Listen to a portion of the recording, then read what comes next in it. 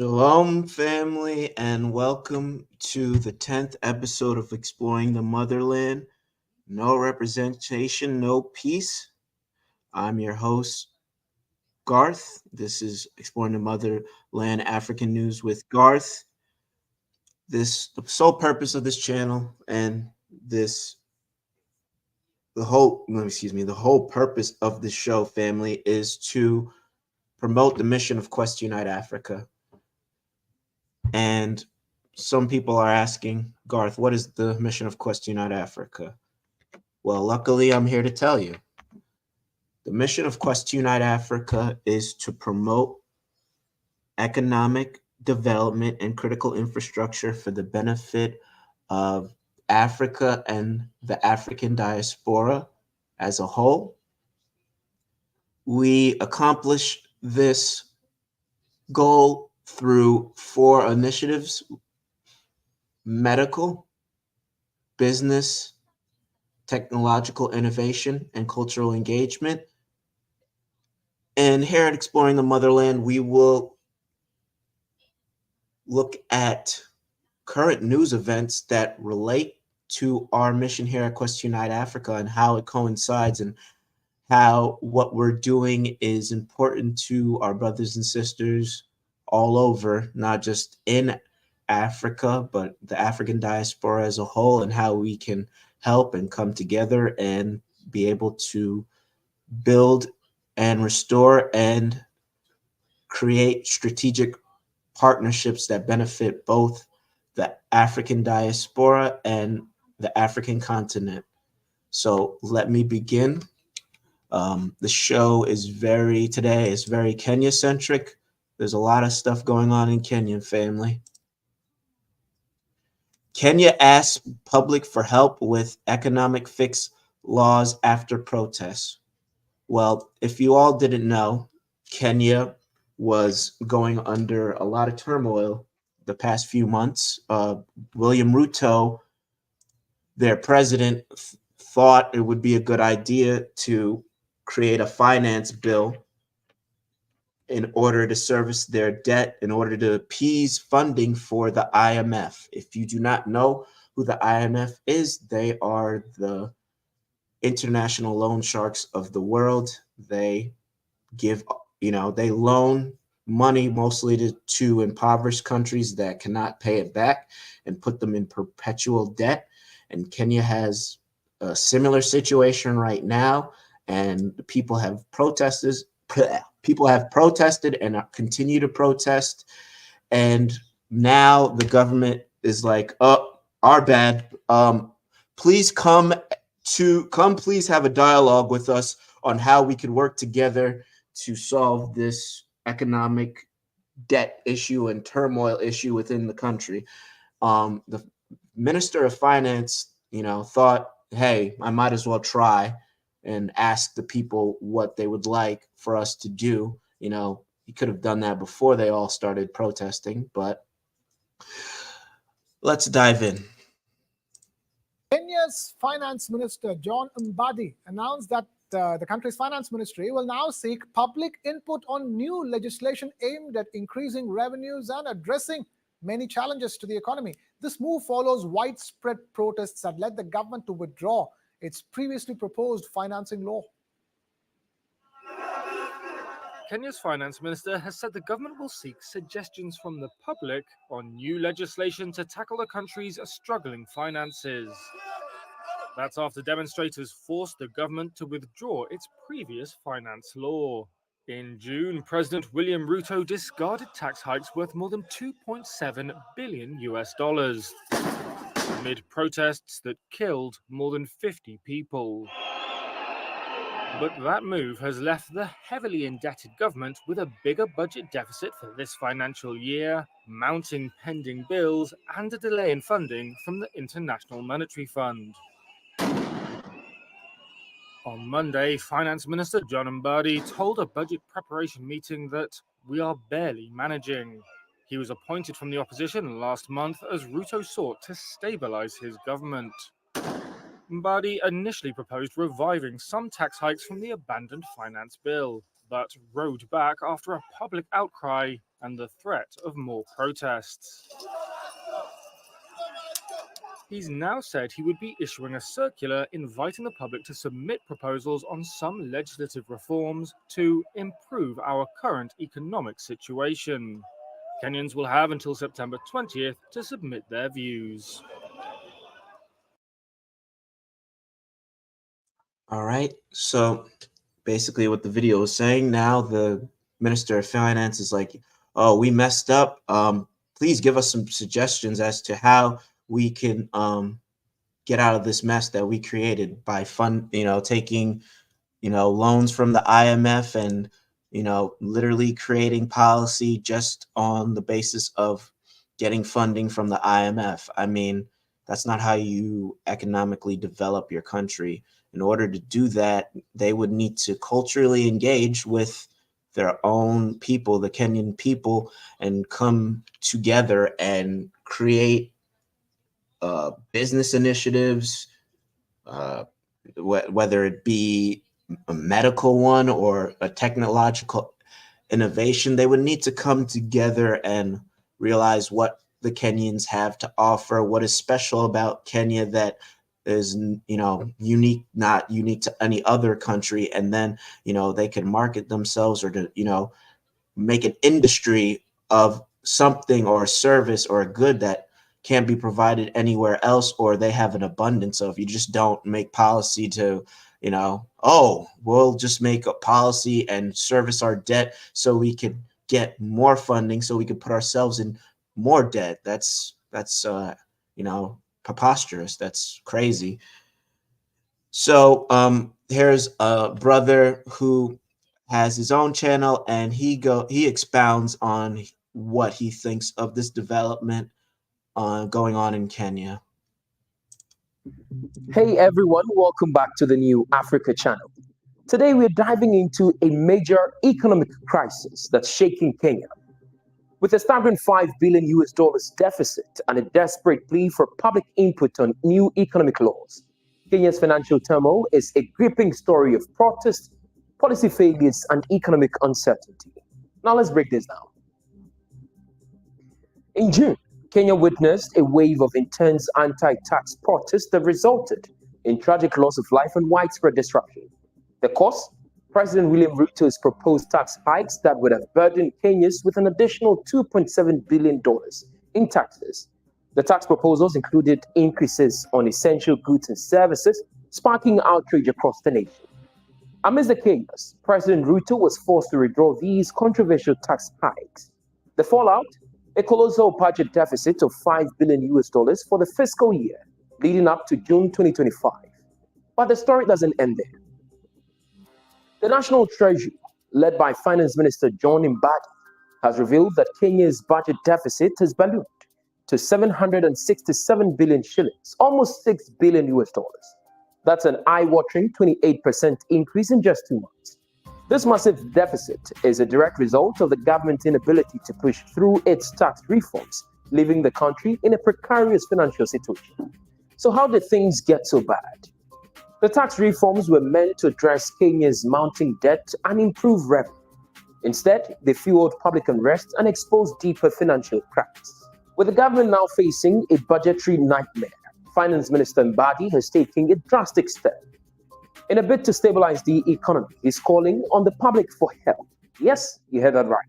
Kenya is asking its citizens to contribute ideas for new legislation to fix its economic woes.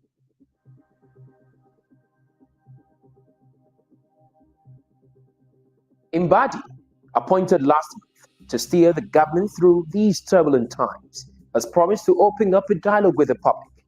This unprecedented move is part of a broader strategy to address Kenya's $5 billion deficit and the country's strained finances. However, the road ahead is far from smooth. The government is committed to servicing its debt despite the heavy borrowing that has put Kenya's fiscal health in jeopardy. They're also eyeing potential tax cuts in the future, including a reduction in VAT and corporate income tax. But that's a distant prospect from now. To put Kenya's situation into perspective, let's briefly look at Egypt, which has faced similar economic challenges. Egypt, too, has struggled with chronic overspending. debt, and repeated IMF bailouts. Their economy has been battered by high debt levels, currency devaluation, and austerity measures. Despite numerous bailouts, Egypt's living standards have plummeted. The comparison highlights a crucial point. Economic instability often requires more than just financial aid. It needs effective, sustainable reforms and robust fiscal management. Kenya's current approach, seeking public input and reevaluating economic policies, might be a step in the right direction, but it will need to be carefully managed to avoid the pitfalls seen in other nations.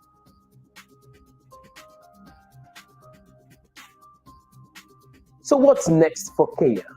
The government's plea for public involvement is a bold move.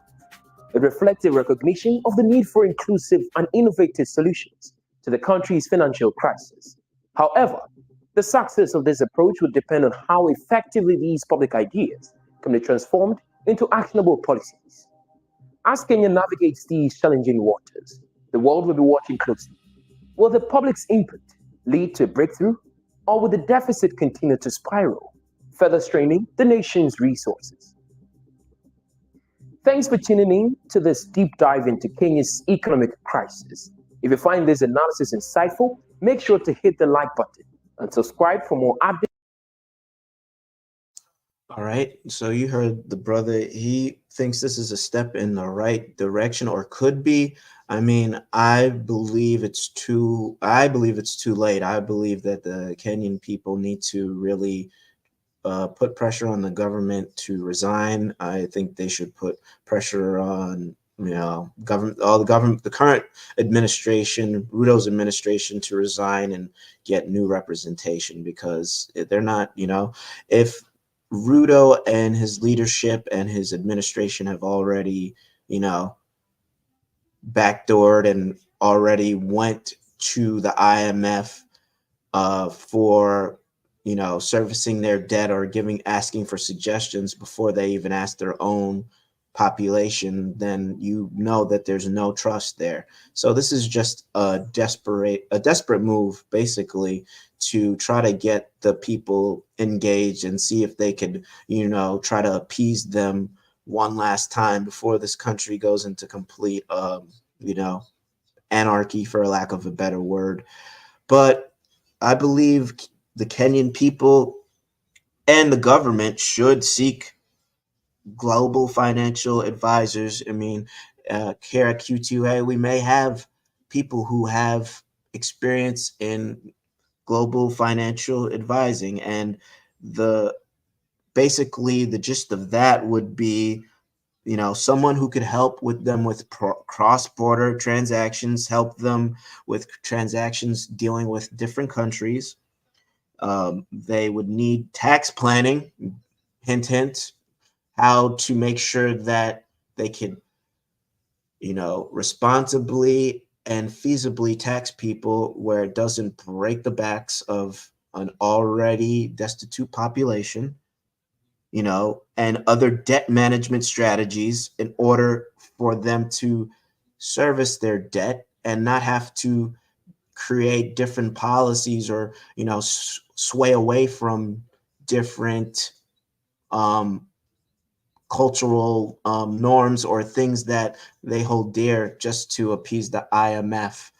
It's really incumbent upon the people now to,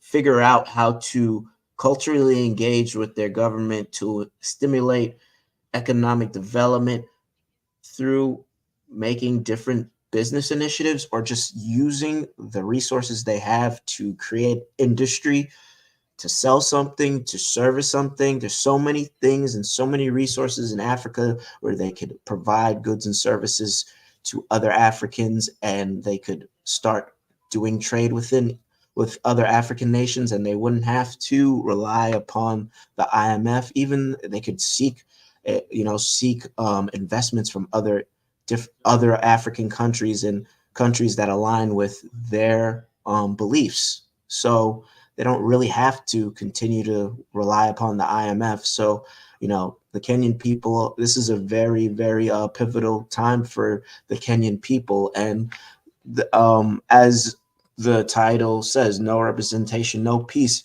Another story, and I remember, brother Travis, who is a Kenyan um, by blood and nationality, was talking about this story about how they are leasing their airport, or trying to lease their airport to get money to upgrade their critical infrastructure. I mean, that's crazy. How could the government service their airport? Well, let's go into we'll let the video go into further detail. Andira, first of all, what are the details of this very hotly contested Adani proposal? Where are the government's reservations stemming from? Jemana, what we know so far is that this deal will see Adani take over, operate, maintain, and modernize this airport. They will be built. Excuse me, I forgot to mention the Kenyan court helped the people and stepped up and stopped this lease of the airport. Basically, the lease was they would lease the airport for 30 years in order to obtain it was 1 billion, 1.885 billion dollars in order for them to upgrade their airport, because their concern is that the airport is, over capacity and it needs to be expanded. And they think that leasing it to Adani, an Indian company, a foreign company, this gentleman right here is the one who's the CEO of Adani. They think that somehow is going to help, or that's a good idea to, give up the services and the control of your own airport to a foreign entity. I just don't understand that. But yes, the Kenyan courts proposed Adani lease of the country's main airport. So they will go into further detail. I forgot to preface that before I started the video. That's my fault. Building a new passenger terminal. They'll be building a second runway, and they'll also be refurbishing existing facilities. And this is going to be very capital intensive. It will take about $1.85 billion. And in the first 5 years, they'll be injecting about $830 million just to get the ground going and start on these projects. And if you profile Adani, they have the financial muscle to do this. I mean, they're owned by the second wealthiest man in India, and they have a portfolio of 8 airports dominating up to 50% of top 10 domestic air routes in that country. However, they're not short of controversies and also opposition, some of which is coming from Kenya, from the Kenya Aviation Workers Union, who've downed their tools in protest of this deal, bringing airport operations to a standstill. Well, irrespective of whether it actually passes or not, or whether the Adani Group are successful, what are the actual implications of the deal in the first place? Adani is very ambitious in their projections that they've done on what the benefits will be from this deal. They're projecting that revenue will grow up to $1.2 billion by the year 2054 from the current $163 million. They're also projecting passenger numbers to grow to 33 million, and also cargo to grow to about 8 million tons from the current 500,000 tons that they do every year. And they're also willing to make concessions. They want to onboard Kenya Aviation Workers Union employees, something that was a bone of contention because job security was not guaranteed. But these workers are not on board yet. If anything, they want government intervention. But the government is between a rock and a hard place because they don't have the financial muscle to pull this. Be that as it may, the Kenyan airport needs upgrades. They are grappling with flooding, they're grappling with blackouts, and they're operating in a region where most of the airports are functional. So if they're to have any hope of becoming the aviation hub, something has to give. Okay, so you heard it.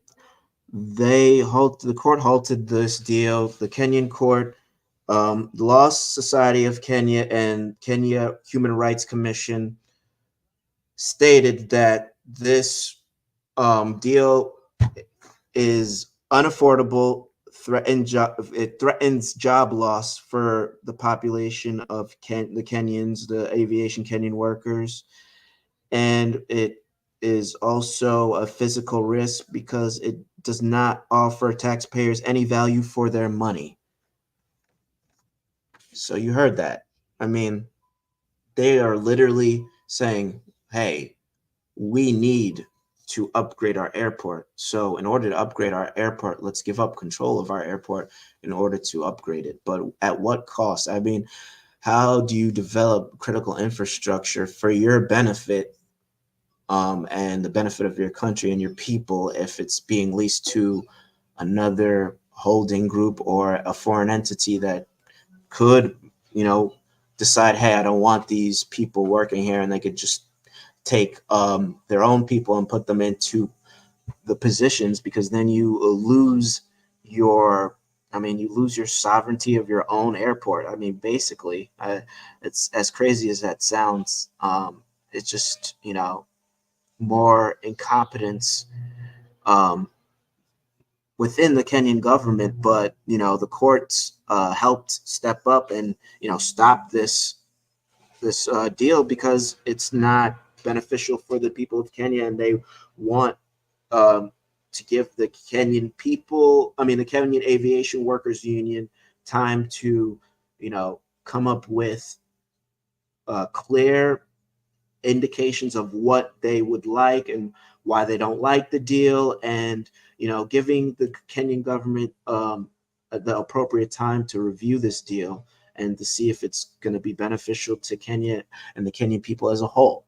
But this other video goes into greater detail of what is happening with Adani and this deal and Ruto and everything else going on.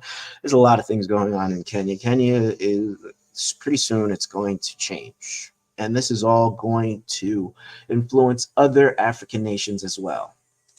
So orders from the corridors of justice this evening have suspended the planned leasing of the Jomo Kenyatta International Airport to Indian firm Adani for 30 years. High Court Judge John Chigiti issued conservatory orders prohibiting any person or entity from implementing the Adani JKIA takeover deal until the case filed in court is heard and determined. The Law Society of Kenya and the Kenya Human Rights Commission had filed a judicial review challenging the decision by Kenya Airports Authority to lease JKIA to Adani Holdings. LSK and KHRC have in the meantime been directed to present their submissions within 3 days. KAA and other interested parties will have 5 days to file their responses before the hearing date set for 8th of October 2024. Welcome back to Mora TV, and as you have seen from the clip, for me, I feel that it's very good news for Kenyans as the High Court stops the Adani takeover, which was set to be very soon, and even there were already adjustment and the inspectors from Adani were already in sight. So we have freely witnessed a lot of rioting by Kenyans, pe- a lot of things by Kenyans who are really feeling that this thing, we don't want it to go ahead. This thing is going to destroy our country. How can we lease an airport for that years at this era of 2024?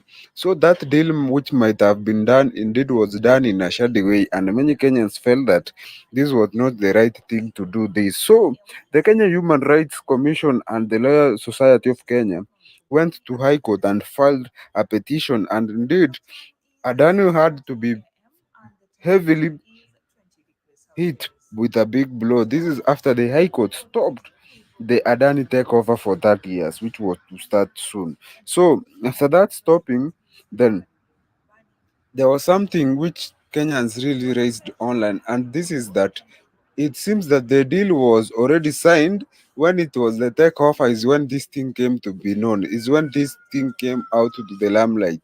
But already it was a done deal, and some people were already given money. And it seems that indeed some people may have were to get away with it, but after it came out to limelight, that's when things started getting out of hand. We saw the Kenya Airport Authority Workers Union go on strike and even promised to go on more strike, but they were called for a meeting by the labor CS Alfred Mutua, and they went out to sit and talk about these issues. So Mr. John Jigiti, the High Court magistrate, ordered the takeover to stop until the case is dealt with. He also gave the Law Society of Kenya and Kenya Human Rights 3 days to file a submission, and Kenya Airport Authority and interested parties were given 5 days also to file their responses. So the case is set for hearing on October 8th.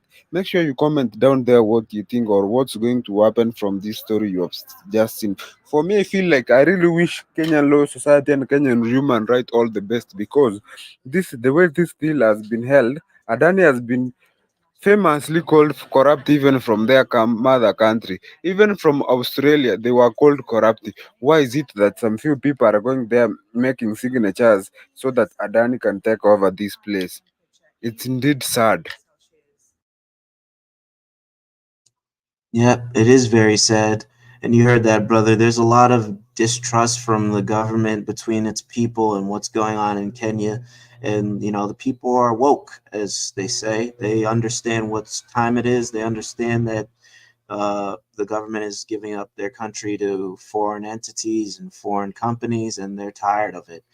And, it's like, do you guys understand that you are perpetrating a fraud by saying you need to do this and that for upgrades? Why upgrade the airport if it's not going to benefit your people financially and economically? You're better off just doing what you're doing, and just continuing to maintain, because it's not in their interest to just take bad deals to, I guess, have this what would you call it? You to have this facade of being progressive or economically growing. They can't fool the people anymore. They could see what's going on. They have the internet, they have social media. They could see different leaders who are in different positions. They could see the conflict of interest. Their eyes are open. So, from here, it's like they're going to just, protest. And, coincidentally, I mean, not coincidentally, ironically, that's what this story is about.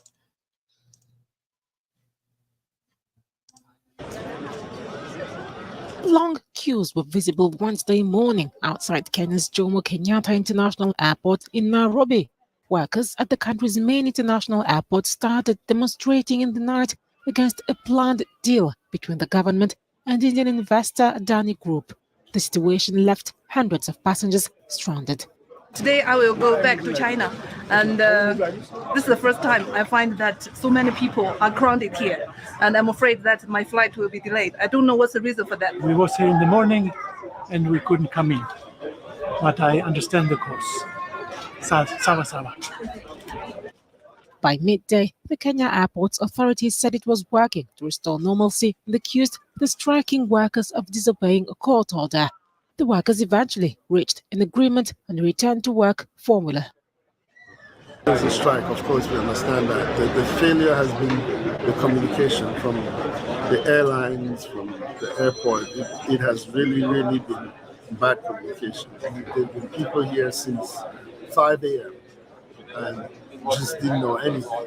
So that part has been really frustrating. The controversy surrounding Adani Group's bid to run Kenya's largest airport and jewels. A court has suspended the deal. The government says that the build and operate agreement would see the airport modernized in exchange for the group running the facility for 30 years. All right, so you saw those people who are inconvenienced. Some don't understand it, some do understand it. I mean, you saw the power of the Kenyan aviation workers. They decided to come together, and they decided to, let their grievances be known. The Kenyan Aviation Workers Union not critically, culturally engaged with their own workers, and they came together and made their petitions known as to why they're protesting and the effectiveness of this protest. You saw this caused a major disruption in the service, major disruption for the Kenyan airport and all the people who use it. It's a huge market.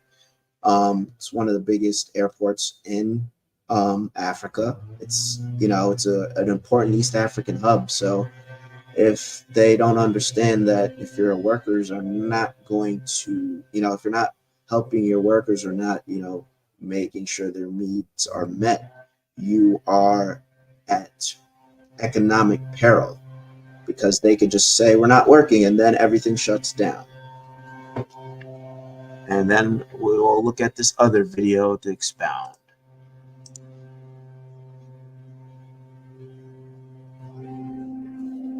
Shifting focus to Kenya now, chaotic scenes unfolded at Kenya's main airport in Nairobi as the staff went on a strike over a proposed deal with India's Adani Group. Now, hundreds of travelers were stranded at the Jomo Kenyatta International Airport, or the JKIA, in Nairobi due to a strike by workers that caused flight delays and cancellations for both departing and arriving passengers. Videos on social media showed hundreds of passengers queued up outside the JKIA's single terminal as the strike began earlier today. Dozens of aircraft workers were seen carrying posters, blowing trumpets, and chanting slogans. The biggest union of Kenya's aviation workers has been opposing a proposed deal for India's Adani Group to lease the Jomo Kenyatta International Airport for 30 years. In exchange for a $1.85 billion investment. The Kenya Aviation Workers Union says that the proposed deal would lead to job losses and instead give opportunities to non-Kenyans. Critics also say the agreement will rob taxpayers of future profits. The Kenyan government has defended the deal as necessary to refurbish the JKIA. It says that the airport is operating above capacity and needs modernizing. Authorities say the Adani Group would add a second runway and upgrade the passenger terminal. Freight and passenger fees from the JKIA account for over 5% of Kenya's GDP. The JKIA is one of Africa's busiest hubs, handling 8.8 million passengers and 380,000 tons of cargo in 2022 to 23. But the airport is often hit by power outages and leaking roofs.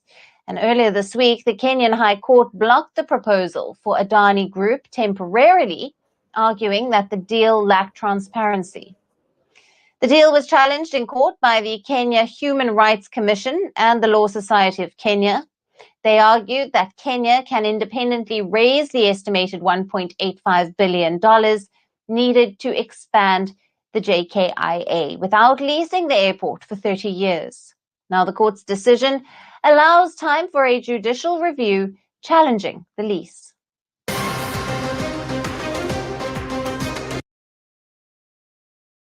Thank you, Brother Charles West. A lot of these companies bring their own workers so the African people are not used in the building up of the projects in their own country. Exactly. Why can't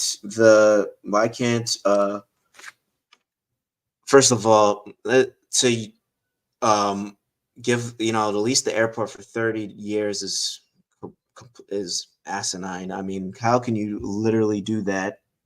Give up the control of your own airport. That's like JFK, leasing, JFK or Newark Airport or Atlanta Airport leasing their own airport for upgrades and things of that nature. You think that that could ever happen? No, absolutely not. Without their workers knowing it or without their workers, having gripes about it, that could never happen. The people, and then the other reason they were saying that they're over capacity and the airport suffers from power outages and leaking, all of that could be taken care of before you need to expand. How about you, here at Quest Unite Africa, if there's anyone who has expertise in aviation management and, aviation infrastructure, and start planning and guiding and scrutinizing the processes that are already at the airport, the day-to-day operations. Are they up to standard? Are they practicing good, good business ethics or morals, compliance, making sure all the operations and, airport equipment and things of that nature are all within compliance, and the maintenance, and also people who could help market the airport and help improve customer service. All these things you could do before saying, oh, we need to lease the airport to make sure we could expand it and improve it. That's not really how you do it. You would need to seek consultation for people who have expertise in aviation and the day-to-day operations of aviation, and how to be able to forecast, basically an important word, how they could forecast that growth without the expense of their workers, and without the expense of giving up this the servicing of their own airport. You have to find ways to do that instead of just being lazy and finding a shortcut. Hey, we'll let you do everything and control everything, just give us money. That's not a good mindset, and that's not going to help develop economic growth in the long run, and it's not going to help the Kenyan people be able to help them maintain and build their own critical infrastructure. Like Brother Charles West says again, the African people are often left out of the process of even negotiating, creating, or planning, or even designing these infrastructure projects, which is crazy. It's their airport, it's their country, it's their government. They should have a right to dictate what they want and who should be able to control their airport, or who should be able to run the day-to-day operations. I mean, that's not asking too much. But the next story, they have come together and they agreed to work. They made an agreement to go back to work, but they did not relent on not letting Adani get this airport. They literally just came back to work just in good faith to see if the government will hear them out and completely get rid of the deal. Thank you very much indeed for joining us. My name is Tomboy. Our sign language interpreter is Lucy Mwaura. Get in touch with us on our social media platforms at KBC Channel 1. Let's open this coverage with our top story. And the Kenya Aviation Workers Union has reached a return to work deal with the government, ending the strike which kicked off on Tuesday night. During the negotiations facilitated by the Ministry of Transport and union leaders, the union maintained that the return to work deal was not an agreement or an endorsement of the proposed takeover of JKIA. KAWU Secretary General Moses Ndiema said that workers were granted veto powers, allowing them to halt the controversial deal at any stage if those concerns are not addressed. That's the report opening our coverage tonight. After a long, grueling day of airport workers' strike, which left thousands of travelers at JKIA and major airports in the country stranded. I'm heading to the UAE, a place called Sharjah. I've been here for the last 2 hours. Look, I can understand that people are frustrated with various different situations at the airport. The government and striking workers finally reached a deal meant to end the industrial action. Kenya Aviation Workers Union on Wednesday afternoon reached a return to work agreement with the government following a meeting between union leaders and Transport CS Davis Chichir. KOTU Secretary General Francis Atwoli confirmed that the union has agreed to peruse through the Adani deal documents in the next 10 days before declaring their next course of action. We undertake to go through them within 10 days, working days, and flag out areas of our concern, which shall immediately be pointed out with a view of jointly engaging in discussion with the government. He cautioned the government and KAA against entering into any final agreement without concurrence with the aviation workers. That is government, Kenya Airport Authority shall is mandatory, shall not enter into any final agreement or append their signatures without concurrence with the Kenya Aviation Workers Union. Speaking at the same meeting, Transport CS Davis Chirchir, however, defended the proposal to lease GKIA to Indian firm Adani, noting that the move will enable the country to have much-needed new airport. We do all agree that we need a new airport. We need a new investment. I'm just gonna pause it. See, this is a guy like this. He's an op. He literally just he's supporting this deal and this initiative. He clearly is, gonna pocket or benefit individually from this deal, or he's going to benefit off of this deal, and he's just lying to the people about it. Thinking that leasing the airport for 30 years is going to help, expand the airport for the betterment of the population as a whole. These are the people that, you got to watch. I hate to say it. They say there's a Judas in every group. I mean, I'll just keep on playing the video, but this guy is supporting this deal when that gentleman just said he's literally saying no one could do this deal without, or finalize it without seeking, the final say or seeking the opinion of the Aviation Workers Union. So let me just finish the video. Just give me 1 second. When visitors arrive during the El Nino, you all appreciate how the whole place was leaking. KAU SG Mos Ndiema, while urging the workers to resume their duties with immediate effect, however, was quick to the workers to resume. The visitors arrive. Much needed new airport. We all agree that move will enable. Again, I'm gonna just repeat, because just tell me the difference in the messaging from these two gentlemen, and who's the puppet and who's trying to create change. And it's pretty interesting in live time. I just I'll just repeat it, and I'll just commentate what I see or hear. Let's open this. And KAA against government without concurrence with the aviation workers. That is government. Kenya Airport Authority shall is mandatory, shall not enter into any final agreement or append their signatures. You heard the gentleman, shall not.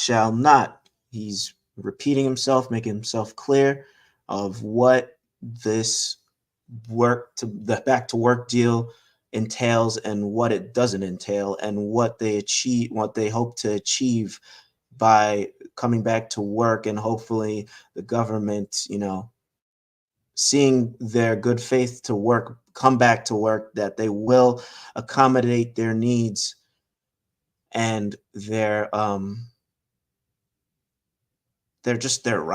They don't want to lose their jobs to Indians from Adani Group.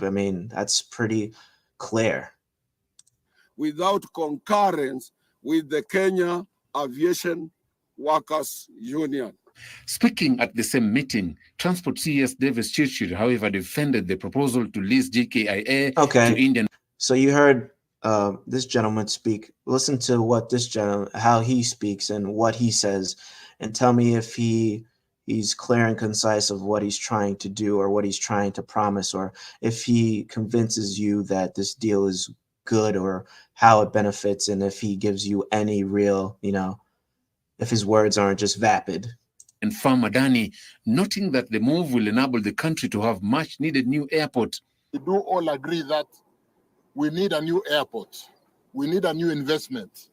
When visitors arrive during the El Nino, you all appreciate how the whole place was leaking. KAU SG. What does that even mean? You appreciate how the place was looking. Yeah, it could look nice, but does it mean, am I reaping the benefits of it looking nice? Am I getting better pay? Do I get better job benefits? Do I get, access to this, upgrades? Do I enjoy the fruits of my labor? Does the population as a whole benefit from this upgrade? He didn't speak about any of that. He just said, oh, it looks nice. You like how the airport looks? It looks nice, so we need money. Mos Ndiema, while urging the workers to resume their duties with immediate effect, however, was quick to point out their resolve to continue putting pressure on the government to drop the deal. Hatujasema sisi tumekubali Adani. Joseph Ohungu, Prime Edition.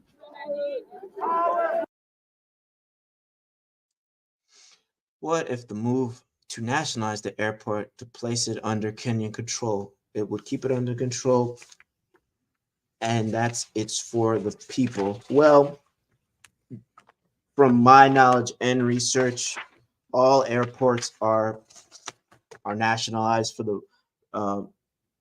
main part. The Kenyan airport is nationalized. The Kenyan aviation workers, this is their exact jargon or legal reasoning. They said that this sale is unlawful to the Indian company. It does not meet legal requirements for public participation, because the Kenyan government, they do have control over the airport, but they have to involve the public and vote, and all the involving all the union members and key stakeholders, those who use the airport, those who work at the airport. That's basically what the stakeholders.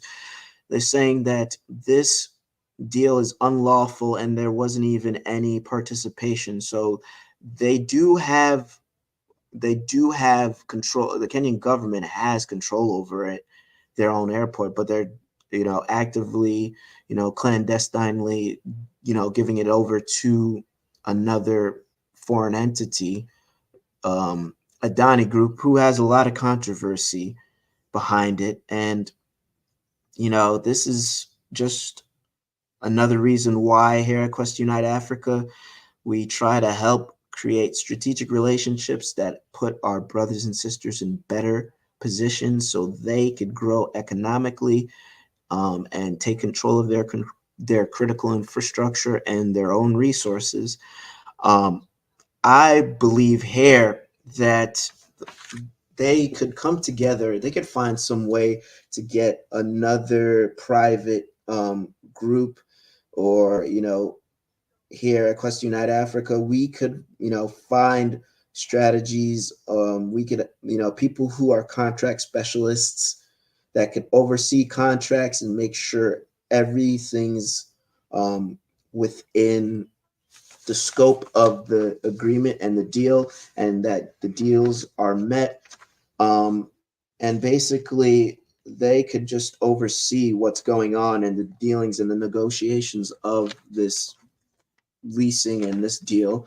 But when they all, when they get someone to scrutinize it, they'll probably say, oh, this is just a bad deal and you should just get rid of it altogether.